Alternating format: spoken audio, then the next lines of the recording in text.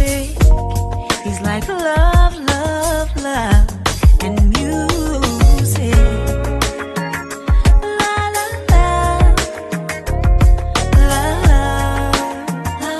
love, love, love, love, and music.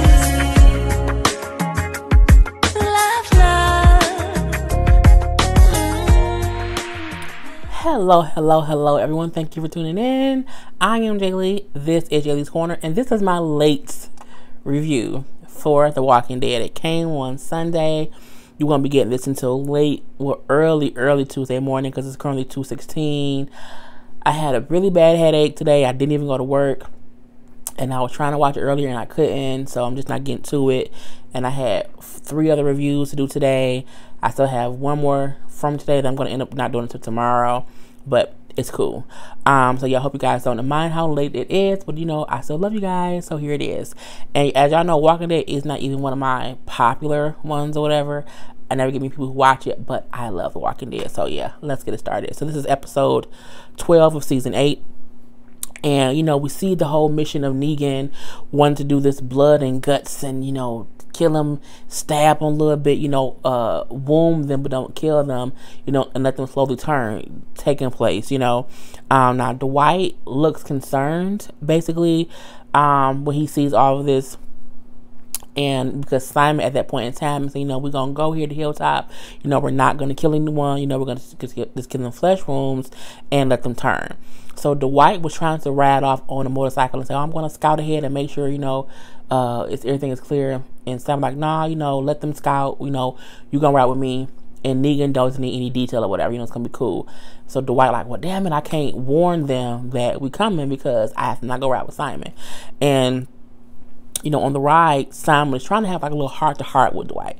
And Dwight kind of not biting. I think it's more because I think he does not know where Simon's coming from. I think he is wondering, is Simon being real or is he just testing me because he know that I already switched sides, and is he trying to, basically like trap me into admitting it. So when, Simon's like, I think that us delivering another warning, really isn't worth it. I don't think it's going to work. He's like, oh, so you think we should do something else? And he was like, well, I just think like, we've already done so much to Rick and the King and the Widow, Rick, Ezekiel, and where is Ezekiel? Where is Ezekiel? Where is he? We've already done so much to Rick, Ezekiel, and Maggie, and they just won't, like, they don't scare. It doesn't scare them.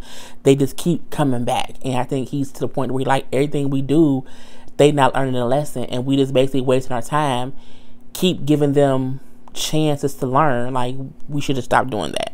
So we see that whole thing. We then see Rick and Michonne getting to Hilltop. Him, getting Judith, looking at Judith, because now Judith is the only child he has left. Even though we know that child's probably changed, but we're not going to talk about that. We're going to let that go. We then see Rick and Daryl basically talking, and Daryl just kind of saying, he's sorry for trying to rush things and the big thing he did when he went and crashed the truck into the sanctuary and all that foolishness. But said how he just felt like he wanted it to be over fast, and he didn't want to have it just to keep going. He said he sits and he thinks about people they've lost, people who are still alive, and how none of it is fair. The people who's dead isn't fair, and for the most part, it's kind of like the people who are alive isn't fair. It's unfair all the way around. And Rick is like, it's fine, he gets it, but that he's basically ready to fight. And how he feels like he should not have been so concerned with not hurting innocent saviors, because he should have been more concerned with his own people and their safety. And maybe if he had been less concerned with not killing more saviors, things could have been different. But he's like, I'm ready to fight, I'm okay, and I'm gonna be okay because Karla's dead. So from there we see Rosita and Maggie talking basically, and they have a real bond because Negan killed Glenn and Abraham, their loves or whatever. Even though Abraham was more messing with Sasha, Rosita still felt some kind of way because it was still Abraham. So Rosita says, like, it's going to be harder once it's quiet, and there's no more fighting. And Maggie like, not for me as long as Negan's dead. And I think Rosita felt this, and she did say she felt the same way. Then I got confused because Rosita later pulls up in the truck, and it had like empty crates and a note saying like, if you give us some food or some phonograph records, we'll give you a key to the future. I was like, one, where did the truck come from? Like, did she go get it? Like, was it left out? I was just confused at where it came from. This in general, it really, really confused me. So Michonne was like, this isn't a note from the Saviors. They would have just came and, rammed the gates or whatever. They wouldn't have did something this easy and this nice, basically. What if it's someone who really wants to help us? And at first, Enid, Rosita, and also Maggie, like, what if it's a trap? What if they're trying to kill us? We don't know. It's a risk. So Michonne was like, look, I want to go because I just want to, see what it is. Rick will get over it if something happens, but I want to see what it is, because in case it is someone who really wants to help us. And, they all go. Rosita, Enid, Maggie, and Michonne go. And they meet this white lady named Georgie and her two friends, Hilda and Midge. Now, I was just like, what? And as y'all know, I don't read the comics, so this stuff, if it's something coming later, if they're from some other sanction or faction, I have no idea. But I'm like, Georgie, Hilda, and okay, it was just funny. And all they want to do is an exchange, and they want either food or music. What'd you say, food or music? Yeah. And they'll give them knowledge, things that they know. But like, we don't want any spoken word. We want real music, no spoken word, for this knowledge that's in my head, and it's in my head, I want to keep it in my head. And she said how, we need to learn how to trust people more. We need to learn to, have faith in people again. That's the way that we can kind of move forward. Maggie ain't trying to hear it. Michonne ain't trying to, no one's trying to hear it. Even though Michonne's like, let's try to make a deal or let's just leave.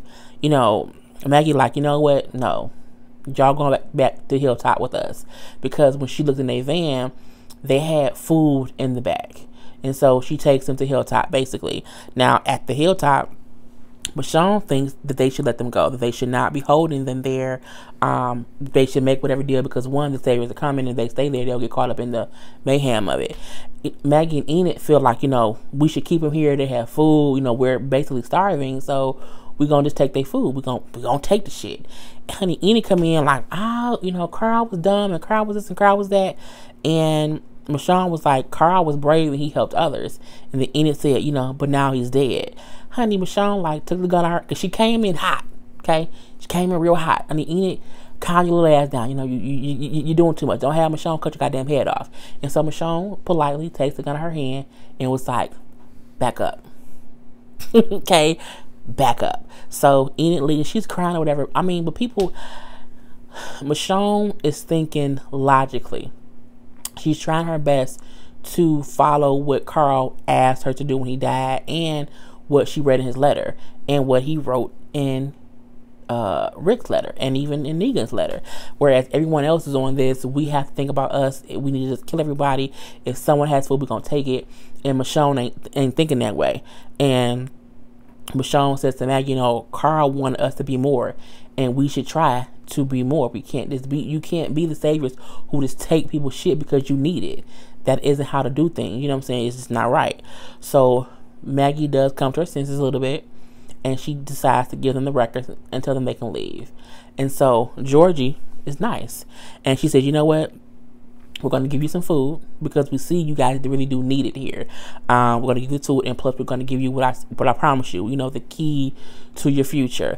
And she gives them a book, and the book is like an illustration that she drew, and it's to create how to build and sustain a society, how to do windmills and watermill plants and all this, how to grow all this stuff to do it, and it's plans on how to do it so they can just be better and have a real ass community.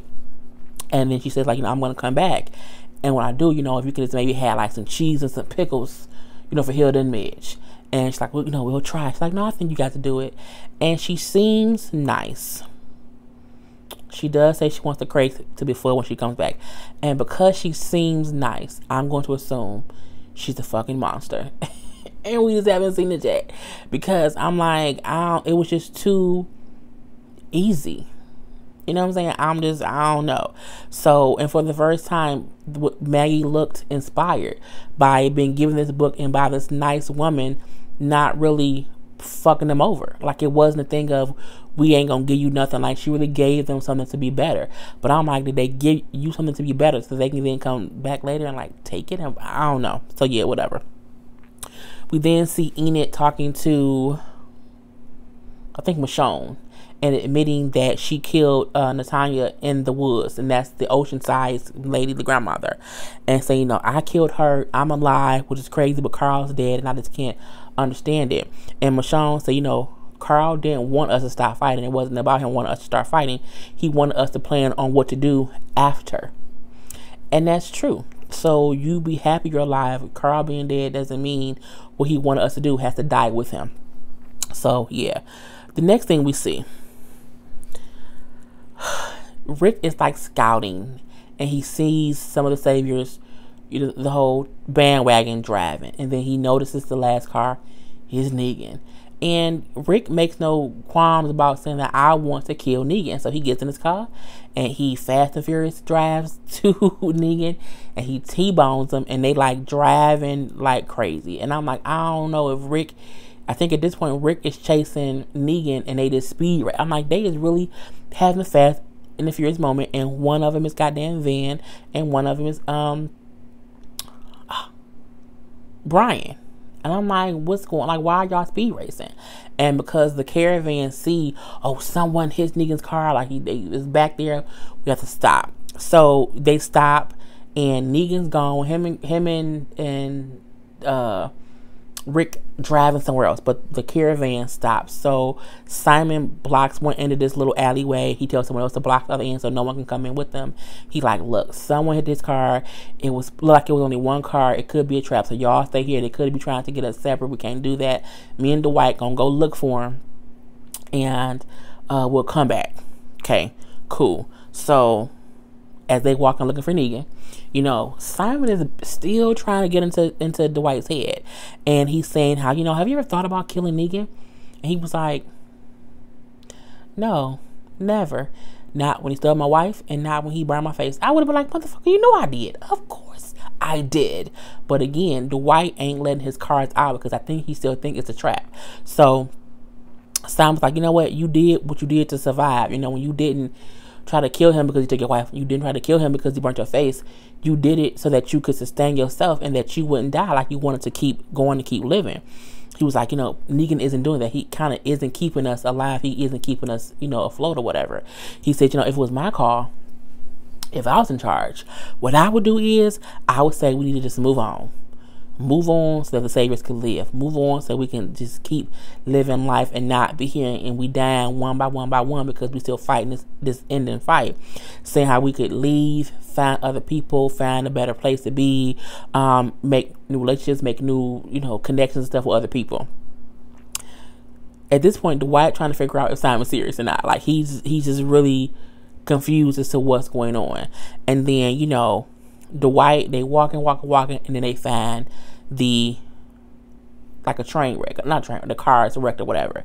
And sound like, you know, we could go look for him, you know, because he could have got out here alive. He could have died and then became a walker. But I don't think you can become a walker that fast. I can't remember.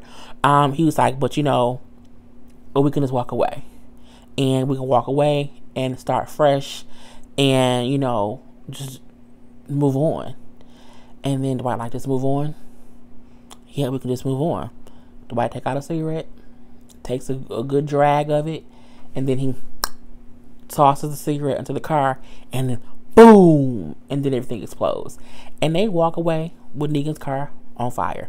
Okay, cool. So then we see Negan and Rick. So we do see that both were alive after the car wreck. You know, we do see Negan is in the car bleeding a little bit, and he isn't out of the car yet. Rick then climbs out of his car and instantly starts shooting. Rick, why are you shooting and you don't even know where he at right now? Why are you wasting these bullets? I thought that was stupid. I think he could have walked up and just shot him. Like, don't shoot up in the air. It's just stupid. And I'm like, at this point, you shooting, you wasting bullets, and you alerting the goddamn walkers. Because as he's shooting, Negan getting out the car, he's crawling. He runs to like a building or whatever, and Rick still, you wasting all the bullets. Rick. And because he making all this noise, more and more walkers are coming. So, they in this house, this dark warehouse or whatever, and Negan is running, Rick is chasing him. And Negan like runs up some stairs, and then he's out of bullets. Rick is out of bullets because he been shooting for the past 10 minutes. Okay, he's out of bullets. So when Negan realized he out of bullets, like, oh, okay, cool. I got Lucille. He ain't got no bullets. We gonna go mano y mano. But Rick got his little hatchet. Excuse me. Rick pulls out his hatchet. Excuse me. And he tosses it, and Negan ducks, which makes him like tumble and fall because it's an old place in his woods. So he falls, and he's hanging off of the staircase thing. So Rick can't go upstairs, goes upstairs, and he gets his hatchet. He's like about to, because Negan is hanging on, he hanging on or whatever, and Rick, to me, was about to cut his goddamn fingers off. Okay, cut his fingers off so he can fall. And I'm like, it would have been funny to see Negan with no fingers. If he had no fingers, he couldn't hold Lucille. And it was funny because when he was holding on, when he first tumbled, Lucille, he was sad and called for Lucille, as if Lucille could say, I'm here and I'm okay. It's a bat. I know Lucille probably comes from somewhere in his mind, but it's a bat, bro. It's a bat. So we then see he lets go. He just falls because he does not let Rick cut his hands off. So he falls all the way down, and now Rick and Negan is in this dark ass warehouse basement or whatever, walking around in the dark, talking to each other because they don't know where the other one is down here, and they're trying to find each other. And they're walking around, and Rick is telling him like, this is how you're gonna die, alone in the dark. No one's coming for you. Your team isn't coming for you, or nothing. Negan goes into, before you came, everything was fine. The sanctions, they were all fine. Hilltop, the kingdom, Alexandria, they all were okay. You ruined it for everyone because you came and you just won't stop. He said, I saved them all. I helped them. They were all good. He says, I'm gonna offer you a deal, a one-time deal in respect of your son, who I thought was a badass kid. I'm gonna give you this one deal. If you get everyone in line, if you get Hilltop back in line, the Alexandrians back in line, the kingdom back in line to go under me, I'll only take 25% of what y'all get, and you got to come work for me. It's like the janitor or whatever, And I'm like, what kind of deal is that? That's just stupid. And he was like, why would I trust you after what you did to the trash people? And he's like, what? He like, you killed the whole clan. You killed all of Judas's people. Why would I listen to you after you killed all of them? So now Negan realizes, one, Simon lied, and two, he didn't even do what he told him to do. But he doesn't say. He doesn't let Rick know he didn't know that happened. He just said, I thought he was going to say, like, I didn't do that. I didn't know he did that. But I know he didn't say it because he did not want Rick to know there's dissension in his ranks. So I'm like, okay, but it was cool to see it. He was actually mad what Simon did because it's almost a thing of like, he doesn't kill people for nothing. You know what I'm saying? Like, he kills people for a reason, even if his reasons is fucked up. And he told Simon, don't kill nobody but one person. So for him to find out, not only did you not kill one, you killed more than one, you killed everyone. You killed them all. Like, I'm pissed off. So he looks upset. I did think that was cool. And at that point in time, we then see Rick find Lucille. He found Lucille, and they're still walking around. Now, I don't know what liquid he found. It looked as if he had poured gasoline. I'm like, but was it? Also, it just happened to be some gasoline in the basement, whatever. He sees a door that says like dead, don't open, it's like boarded up or whatever, and he can hear walkers on the other side. So he's pouring the little stuff on the back, and he sets it on fire. He was like, if you want her, come get her. And so at this point, Negan know he has the bat. Don't you touch her. It's a bat, bruh. But, whatever. So we then see Rick is like using the bat to like break down the door and break down the boarded up part so that the dead people come walk out. And then next thing you know, here come Negan rushing them, and they both go through the door. a room full of walkers. So it's now bat on fire. Lord Jesus, it's a bat on fire. He's hitting walkers. Now his walkers on fire, and he's just hitting stuff, and everything is catching on fire as he's hitting it. I'm like, you gonna burn the whole goddamn place down. Him and Negan fussing and fighting and fussing, tussling everywhere, whatever. We do see that Negan gets the bats back, and they both end up getting out because Negan like breaks through a window and leaves, and then Rick does too. But we see that Negan gets out first, and we don't see where he goes. He's just gone, and Rick is out too. So then we lastly see, you know, Simon and Dwight getting back to the people, and they're like, "Where's Negan?" He's like, "Negan's gone." They're like, "What you mean he gone?" He's like, "He's gone, and he isn't coming back." I'm like, first of all, you don't know that. You know, he says, you know, but who are we? No, who are you? I'm Negan. Who are you? I'm Negan. He's like, so it doesn't matter if the big guy isn't here, you know, even if he isn't really dead, even if he comes back later, you know, his plan should still go on. He like, but we should do it, you know, better, you know. We should eradicate them. We should erase them and then move on.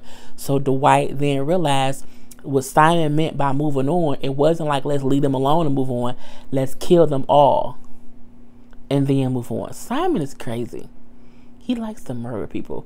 He is honestly worse than Negan, because he just will kill everyone and doesn't care. Whereas Negan not trying to kill everybody. He for the most part is trying to save people, just in a slave-ish type of way, and it's some fuckery and some bullshit. So when Dwight finally realized what Simon's real plan is, he looks more scared or offended or worried, because at least Negan didn't want all of them dead. You know what I'm saying? It's just, with Simon, how can I stop him from having them kill everyone? Because when he said it, everyone was kind of for the plan, so Dwight was kind of less worried. So the next thing that we see is Negan is alive, and he's in a car, he riding. I'm like, well, damn, Rick found him and picked him up and took him somewhere? Nope, not Rick. He wakes up and he looks to the side, and it's Jadis. Jadis is in a car with a gun to his head, and they're driving. And he's like, oh shit. And then she hits him over the head and knocks him back out. I'm looking like, how did she find him? Like, how did this happen? So I can't wait for that. So just to see Jadis drive, because again, Jadis probably assumes that Negan sent Simon there to kill everyone. So she's probably more pissed at him than she's at Rick, because Rick didn't kill anybody. Rick just left her there. Like, but hell, she's done the same thing with people too. So I'm like, okay, that was a good twist. I was very happy about that. And that was the end of the episode. So I hope you guys enjoyed that. Other than that, I am Jay Lee. This is Jay Lee's Corner. Peace.